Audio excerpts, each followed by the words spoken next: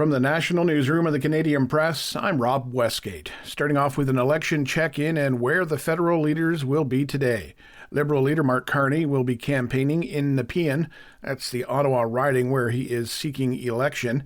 Conservative leader Pierre Poilievre, whose Carleton riding shares a boundary with Nepean, will actually be at a rally in Winnipeg today.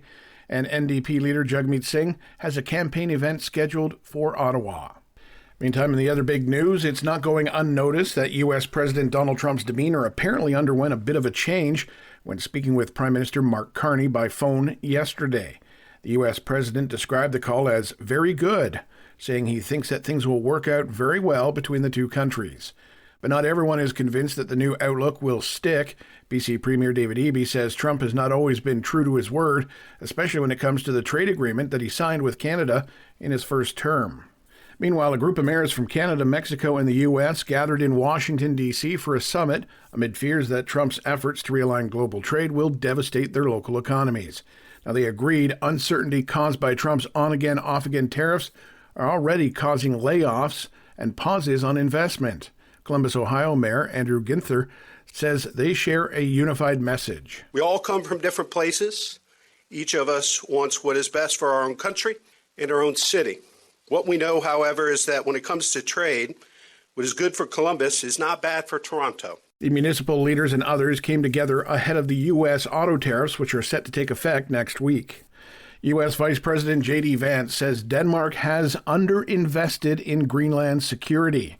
And with U.S. President Donald Trump pushing to take over the Danish territory, Vance is demanding that Denmark change its approach, especially with threats from Russia and China.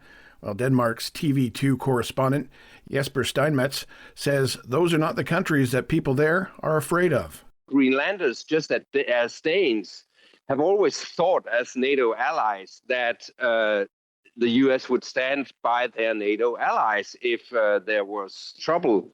And these days, they are not so sure about that. Vance's remarks came during a visit with U.S. troops stationed on the strategically critical island.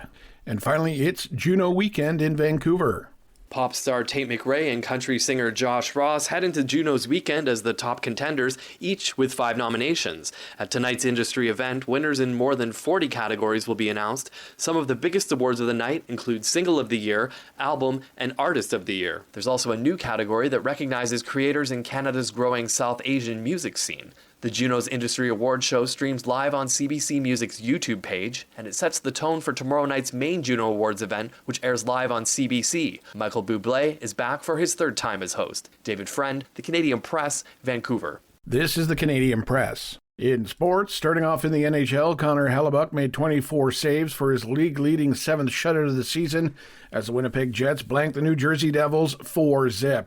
Elsewhere, the Columbus Blue Jackets rallied back from 2 multi-goal deficits to ultimately beat the Vancouver Canucks 7-6 in a shootout. And the Carolina Hurricanes beat the slumping Montreal Canadiens 4-1. Over to the MLB now, where the Toronto Blue Jays rallied past the Baltimore Orioles 8-2 in the second game of their season.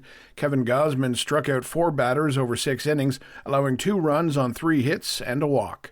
Over to the NBA now, where the Toronto Raptors ran their winning streak to 3 games with a 108-97 victory over the lowly Charlotte Hornets.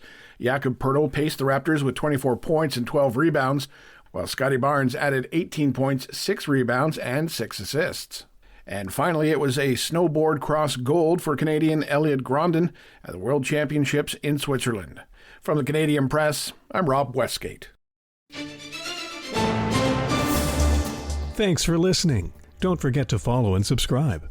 For more of today's top stories, visit thecanadianpressnews.ca.